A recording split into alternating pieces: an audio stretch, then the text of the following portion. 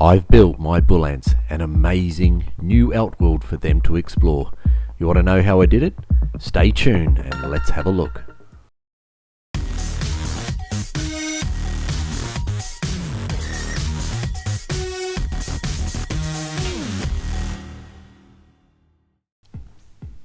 So this is what we are going to build, and I'm going to take you through the whole journey. But first, let's go back to the beginning. In my last video, I showed you an update on my Myrmecia Brevinoda colony. We saw their little outworld that they had. It's pretty pathetic, and they really have outgrown it. It's not very exciting for them. So, we're going to build them a new one. So for a bit of inspiration, I went for a look down in one of my local reserves. This is Blackbutt Reserve here in Newcastle. I encourage you to go along and have a look. There's some wonderful animals there, and it's just a beautiful setting in some sort of tropical forest, I guess you could say. Really nicely done, and it's free to go around, so I really do encourage you to go and have a look. But while I was there, I got to explore and find some ants. We had a nuptial flight going on, the Brevinoda species, as you can see here. Beautiful, beautiful queen. I didn't collect her, I let her go. I found another one as well, similar. But there were plenty of other bull ants or Myrmecia species running around as I explored this nature reserve, which was really good. So here we have a worker. This looks like a Myrmecia golosa, perhaps worker, one of the more aggressive species of bull ants. And you can just see the beautiful vibrant colors that you have here, those yellow mandibles, and a little bit of a touch or hint of orange on the tip of the abdomen as well. But that wasn't the only species that I found where I was getting my inspiration from. We also had the Myrmecia nigricincta worker here, one of the most beautiful bull ants in my opinion, but these girls do jump, so I didn't want to get too close to her, but you can see she's noticed me. She's got the orange and the black colorations. And then on a tree nearby, I found another one darting around on this shade cloth here, just protecting the trunk of one of the big mature trees here as well. Really nice to see species of bull ants out hunting in their environment. And I found another one just in a nearby tree, just exploring this little pocket, this little hole in the tree here, and getting a little bit caught up in a little bit of spider web. So really cool, and it was nice to be able to explore the area and get a bit of inspiration and find a few little pieces, bits and pieces that I might add into the new outworld for my bull ant collection. So I really enjoyed my time looking around. So let's get into the build. So I got this brand new tank here for my collection. Not a brand new tank though, this was a second-hand one found locally, and it's a 900mm long one and about 450mm deep. Should be a nice good size for my bull ants. First of all though, I need to drill a hole through this glass to enable me to connect up the nest. So one of these very specialist glass drilling pieces like this, I picked this one up online, and I'm going to fit that to my battery drill and drill a nice hole. To begin with though, I want to make sure that the measurements are all nice and tidy and neat, and I want to actually make the tubing a lot thicker than it is currently, because I think they struggle a little bit to drag prey back into the nest. So I wanted to get the height right, 45mm from the base, so I just want to measure that up nicely on the tank as well to ensure that it's a nice clean transfer over into it. So I just measure this up on the outside of the nest like so, 45mm up, and I'm coming about 50mm in as well. So this will be the entrance into the nest, and I'm going to show you exactly what I'm going to do here with this, because I want this to look as natural and as nice as possible. So the drilling will begin. First of all, don't forget your safety glasses and gloves if you need them, and yep, I don't have mine. I had my safety thongs on, but be careful when you're doing this work. Definitely want to have those glasses on because you're drilling into glass. And this is one of the trickiest things that you can do, because you can crack the glass very easily. You need to be extremely patient, take your time with this, and it does take a long time. And you'll see I've left a lot of the footage here in the video, because what I want to do is to actually show you how long it does take, and it's a lot of effort to do it as well, if you want it done right and you don't want to crack this glass at all. So it is definitely a process and you have to be very patient. Once you've first made a tiny little indentation, then away you can go. And I have sped up a lot of this video. You wouldn't want to sit here for 15-20 minutes watching me drill through a piece of glass like this, but you do get the idea. So little bit by little bit, lots of patience, going nice and slow. This is actual real-time footage here now. As you can see, very slowly, just drilling my way through. It does make a lot of noise, a lot of scraping sound and everything as you're going about this work. Take your time. Your hands are going to get sore as you go through this, but if you rush into this, you're only going to ruin your really nice aquarium tank that you just purchased. So I've done this a few times. I've never actually cracked a tank because I'm willing just to take that extra little bit of time to make sure that it comes out well. So the glass cutting bit that I have here, it's a 16mm, and that's the tubing that I'll be using for this colony. Myrmecia brevinoda are a very large ant species, so I want to have lots of room in the tubing so that they can drag their prey back through for their larvae nice and easily, and no issues at all with that. I don't want them getting cramped up or not being able to pass each other by in that tubing as well. Yeah, we're getting there. Slowly.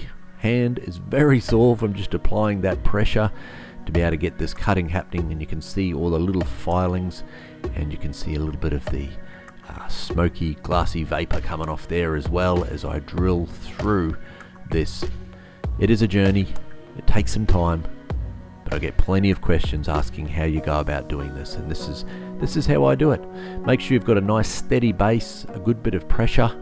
This is the crucial part. I've just reached this other side, and this is the bit where you really want to take your time and go nice and slowly, because otherwise you can pop out too much of the glass on the other side and a big bit will chip out and fly out of it as well, and then you don't want to crack running up the side of the tank. So take your time and get it right the first time, and you can make it look nice and neat like I've got here. Really happy with how it's going. No chips, no chunks flying all over the place.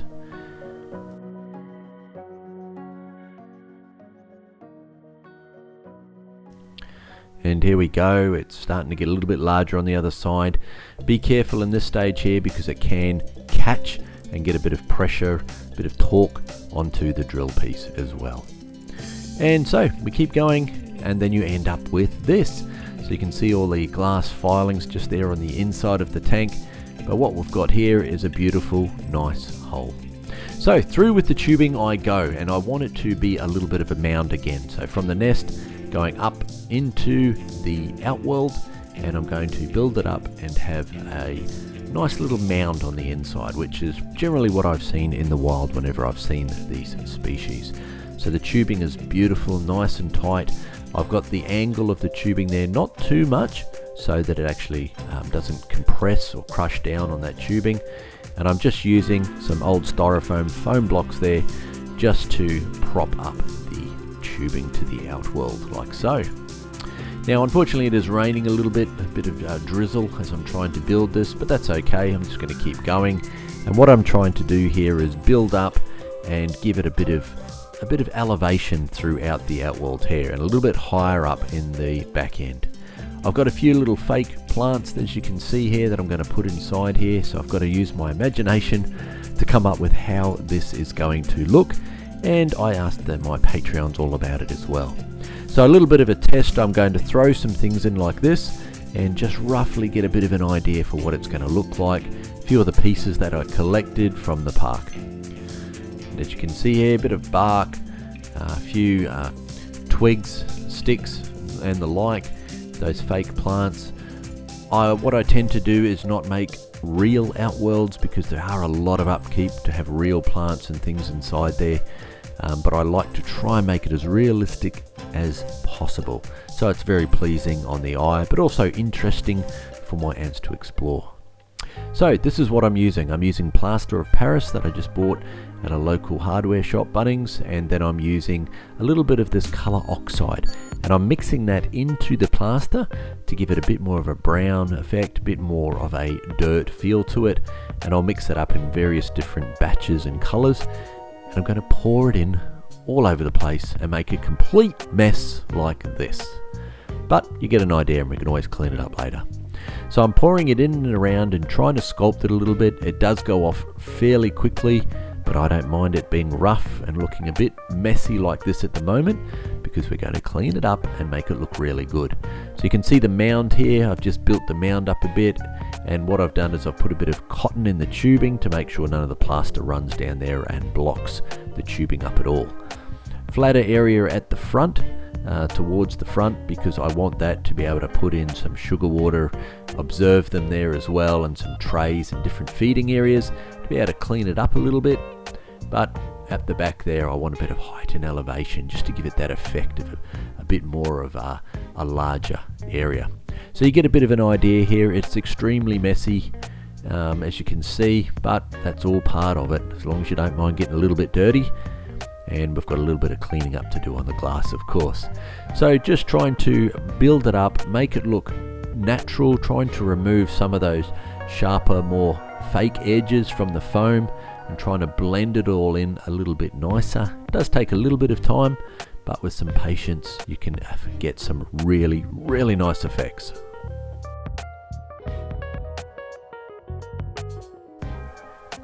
And just by continually mixing up this mixture, you can just pour it all in like this. You don't want it too runny at this stage, because you're trying to form it up a little bit. But remember, it does set really quickly, so you need to work fast. Just spreading it up here like so. You can see I've got different colors, and that's completely fine here because we're trying to give it the effect of some dirt and different colors in the dirt. So building it up, trying to make it a little bit natural as I go, not worrying about how rough it looks at this stage, because we do have a final one that we're going to try, final pour over the top, and I'll explain that. In the back here, that little flat section, I'm actually going to set up a bit of a water reservoir, and that's something I'm going to be working on in the future, just so I've got a continual water supply. So the final thing we do here is, as you can see, it looks nice and dirt finish to it. So I pour a very liquid lot of this plaster, and I pour it all over, and then I sprinkle in the sand, some dirt, some the coir husk, and I sprinkle that all the way through just to give it that nice dirt effect. And that'll actually stick into that plaster, and it won't rub off, or the ants won't be able to dig it and drag it around. And you can see this is a fairly moist effect at the moment as it sort of sets in here, but I sprinkle a bit of light sand, a bit of dirt, and all these different sort of things that I've collected up, and just sprinkle it throughout it, as you can see here. And I've placed a few different rocks in here just to give a little bit of texture, and I'm just sticking those actually into the plaster so they set and they don't move around as well. The next thing I'm going to do is get these fake plants. I've broken them out of their little holding pots that they had, and I'm actually going to stick that in. So what I've done with a few of these is drill holes through the top plaster layer and into the foam below, and you can stick the wire all the way through and in, and they do set into the plaster as well as that starts to set like so. And I've just tried to arrange them in a little bit of fashion so that it gives it a little bit of height, a bit of texture, just to try and make it look natural. But I also want to ensure that I've got a nice flat area here at the bottom that I can get in, and I can still maintain, clean this Outworld up, but also have some areas where I can drop in some food for them as well and give it a nice effect. What I do now is I'm going to put in some of the twigs and sticks, little bits of bark and things that I've collected from my journey, just to give a few little extra areas that they can explore and climb over. Also for the crickets that I'll be putting in here, they're going to be running around and hiding as well, and some nice areas for them to explore like so. And I try to make it look as natural as possible. And yeah, really love to hear in the comments what you think of this, and would you ever try something like this yourself, a nice build like this. These are super enjoyable and I really love doing it, and I cannot wait to introduce this to my bull ant colony, and that will be in part 2 of the video. But before we get into all of that, we haven't finished here yet. There's a lot of cleaning up that we need to do. I need to just work around and make sure that I'm happy with the placement of everything in here. Make sure that I'm happy that it looks nice and natural as well. Now this little flat spot at the back, I'm going to be working on that, as I mentioned, because I want an area where I can actually have some water dripping and feeding into this Outworld, so I don't have to worry about topping up their water all the time. I want something that can last for several weeks.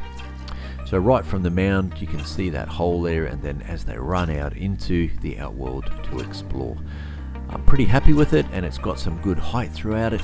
And now that I've cleaned it up, you can really see how nice it has come up. I am super happy with how this is looking.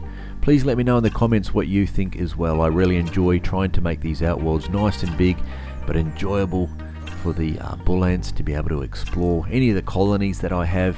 Try to make it look as natural as possible, and just pleasing to the eye to have my colony up on my shelf in my nest. And I like to get these visuals and think about the ants actually exploring through this world. Beautiful. I'm really happy with how this has turned out, and I think it looks really good. Let me know what you think as well in the comments. Really keen for your feedback, and thank you to my wonderful Patreons for helping me out with this one.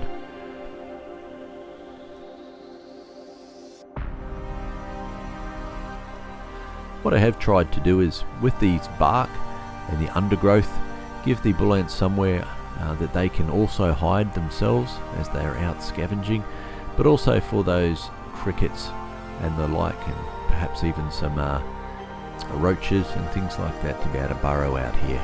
Now I've dropped in some extra substrate over the ground here as well. If the bull ants actually want to get that, carry it back in so their larvae can weave their cocoons, there's plenty of possibilities out here. So this is the little entrance hole. They can make their way down the mound, past these rocks, and then they're out into the Outworld. And they can go hunting, searching for that prey that they need.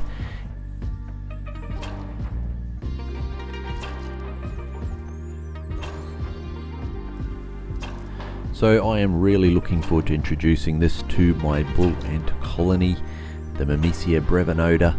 And in part 2 of the video, I'll be introducing this nest to them, connecting up the nests to this Outworld and letting them explore and getting some really beautiful footage of them hunting in this Outworld, trying to make it look as natural as possible for them, and some really interesting areas. I don't see many Outworlds out there built really to keep the ants interested, so this is not only pleasing for me and I like to look at it on my shelf, but I hope that it's going to be really interesting and exciting for my ants to explore as well. And I think that's the beauty of a species like this as well, trying to make it as natural as possible for them. This is similar to what I've seen, a lot of the habitats, a little less debris around on the floor though for them, but I want that because I need it to be nice and easy to clean up, but also for them to be able to drag that prey back to their nest. So really happy with this, and appreciate all the support that I get on my channel. So thank you very much for watching this build, and I hope you've gained some insights into how to do this for yourselves, and I encourage you to give it a shot, give it a try, and enjoy being a creator of worlds like this. Well, this build would not be possible without the amazing support of my Patreons. So I really do appreciate it, and the wonderful ideas and the collaboration that we could have. So thank you to Gordon C, Ant Nation, The Dragon Bloom, Scooter213 and Georgia M, and my many other Patreon supporters. I couldn't do it without you guys. Thank you so much for your wonderful support. For as little as $1 a month, you can support the channel and you'll get early access to videos, behind the scenes information, and plenty of other perks on different levels as well. So I really appreciate your support. Thank you very much.